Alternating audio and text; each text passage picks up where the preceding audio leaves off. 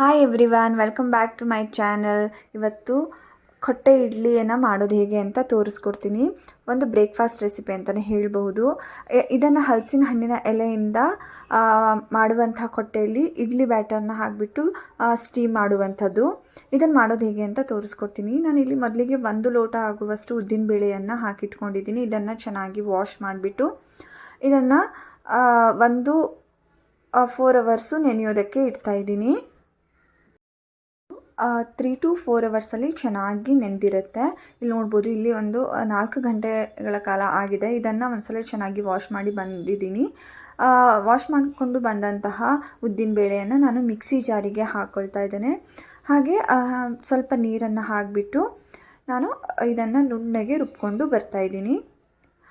ನಿಮ್ಮ ಹತ್ರ ಗ್ರೈಂಡರ್ ಇದ್ದರೆ ಅದರಲ್ಲಿ ಇನ್ನೂ ಚೆನ್ನಾಗಿ ನುಣ್ಣಗೆ ರುಬ್ಕೊಂಡು ಬರ್ಬೋದು. ಇಲ್ಲ ಮಿಕ್ಸಿಯಲ್ಲಿ ನೀವು ಈ ರೀತಿ ಚೆನ್ನಾಗಿ ರುಬ್ಕೊಳ್ಬೋದು. ನಾನು ರುಬ್ಕೊಂಡು ಬಂದಂತಹ ಬ್ಯಾಟರ್ನ ಒಂದು ಪಾತ್ರೆಗೆ ಹಾಕ್ಕೊಳ್ತಾ ಇದ್ದೇನೆ.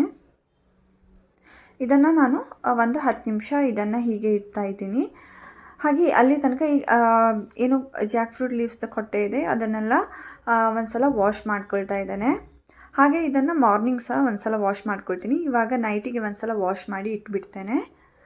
ಹಾಗೆ ನಾನಿಲ್ಲಿ ಇಡ್ಲಿ ರವವನ್ನು ಯೂಸ್ ಮಾಡ್ತಾ ಇದ್ದೇನೆ. ಈಗ ನಾವು ಏನು ಉದ್ದಿನ ಬೇಳೆಯನ್ನು ಅರ್ದಿಟ್ಟಿದ್ದೀವೋ ಅದಕ್ಕೆ ನಾನಿಲ್ಲಿ 2 ಲೋಟ ಆಗುವಷ್ಟು 2 ಲೋಟ ಆಗುವಷ್ಟು ಇಡ್ಲಿ ರವವನ್ನು ಹಾಕಿಬಿಟ್ಟು ಚೆನ್ನಾಗಿ ಮಿಕ್ಸ್ ಮಾಡ್ಕೊಳ್ತಾ ಇದ್ದೇನೆ. ನಿಮಗೆ ಬೇಕು ತುಂಬ ದಪ್ಪ ಆಯಿತು ಅನಿಸಿದರೆ ನೀವು ನೀರನ್ನೆಲ್ಲ ಸ್ವಲ್ಪ ಹಾಕ್ಕೊಂಡು ಮಿಕ್ಸ್ ಮಾಡ್ಕೊಳ್ಬೋದು.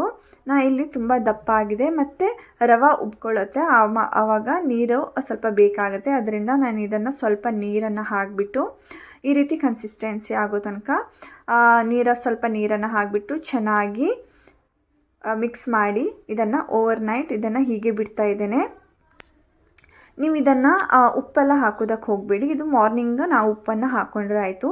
ಇದು ನೆಕ್ಸ್ಟ್ ಡೇ ಮಾರ್ನಿಂಗು ನೋಡ್ಬೋದು ಎಷ್ಟು ಸಾಫ್ಟಾಗಿ ಎಷ್ಟು ಚೆನ್ನಾಗಿ ಹಿಟ್ಟು ರೆಡಿಯಾಗಿದೆ ಅಂತ. ಉದ್ದಿನ ಬೇಳೆ ಸಹ ಚೆನ್ನಾಗಿ ಉಪ್ಕೊಂಡು ಬಂದಿದೆ. ಇವಾಗ ಇದಕ್ಕೆ ರುಚಿಗೆ ತಕ್ಕಷ್ಟು ಉಪ್ಪನ್ನು ನಾನಿಲ್ಲಿ ಹಾಕ್ಕೊಳ್ತಾ ಇದ್ದೇನೆ. ಉಪ್ಪನ್ನೆಲ್ಲ ಹಾಕಿ ಚೆನ್ನಾಗಿ ಮಿಕ್ಸ್ ಮಾಡ್ಕೊಳ್ತಾ ಇದ್ದೀನಿ.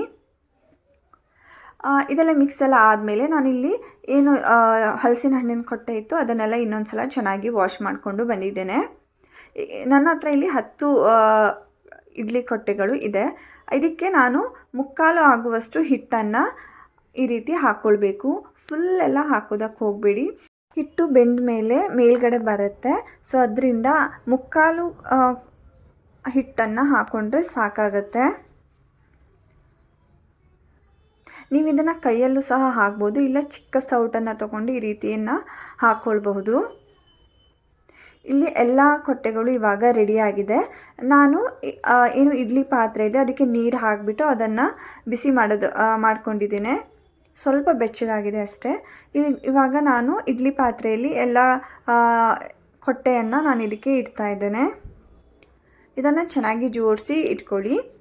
ಇಲ್ಲಿ ನೋಡ್ಬೋದು, ಇವಾಗ ನಾನು ಇದನ್ನು ಹೈ ಫ್ಲೇಮಲ್ಲಿ 15 ನಿಮಿಷ ಬೇಯಿಸ್ಕೊಂಡ್ರೆ ಸಾಕು. ಅಲ್ಲಿ ತನಕ ಇದು ಬೇಯೋ ತನಕ ನಾವು ಒಂದು ಚಟ್ನಿಯನ್ನು ಮಾಡ್ಕೊಳ್ಳೋಣ. ನಾನಿಲ್ಲಿ ಇವತ್ತು ಜಿಂಜರ್ ಚಟ್ನಿಯನ್ನು ಮಾಡ್ತಾ ಇದ್ದೇನೆ. ಇಲ್ಲಿ ನಾನು ಸ್ವಲ್ಪ ತೆಂಗಿನಕಾಯಿ ತುರಿಯನ್ನು ತೊಗೊಂಡಿದ್ದೀನಿ, ಹಾಗೆ ಶುಂಠಿಯನ್ನು ತೊಗೊಂಡಿದ್ದೇನೆ, ಹಾಗೆ ಫ್ರೈ ಮಾಡಿಕೊಂಡಂತಹ ಹಸಿಮೆಣಸು, ಜೊತೆಗೆ ಸ್ವಲ್ಪ ಹುಣಸೆ ಹಣ್ಣು, ರುಚಿಗೆ ತಕ್ಕಷ್ಟು ಉಪ್ಪನ್ನು ಹಾಕ್ಕೊಂಡು ಸ್ವಲ್ಪ ನೀರನ್ನು ಹಾಕ್ಕೊಂಡು ಇದನ್ನು ನುಣ್ಣಗೆ ರುಬ್ಕೊಂಡು ಬರಬೇಕು. ಈ ಕೊಟ್ಟೆ ಇಡ್ಲಿಗೆ ಈ ಶುಂಠಿ ಚಟ್ನಿ ತುಂಬಾ ರುಚಿಕರವಾಗಿರುತ್ತೆ. ನೀವು ಸಹ ಈ ಚಟ್ನಿಯನ್ನು ಒಂದ್ಸಲ ದೋಸೆಗೆ ಇಡ್ಲಿಗೆ ಟ್ರೈ ಮಾಡಿ. ಇದಕ್ಕೆ ನಾನು ಸ್ವಲ್ಪ ನೀರನ್ನು ಹಾಕ್ಕೊಳ್ತಾ ಇದ್ದೇನೆ, ಸ್ವಲ್ಪ ತೆಳ್ಳಗೆ ಇರಲಿ ಚಟ್ನಿ ಅಂತ. ಇದಕ್ಕೆ ನಾವು ಸ್ವಲ್ಪ ಒಗ್ಗರಣೆಯನ್ನು ಹಾಕ್ಕೊಳ್ಳೋಣ.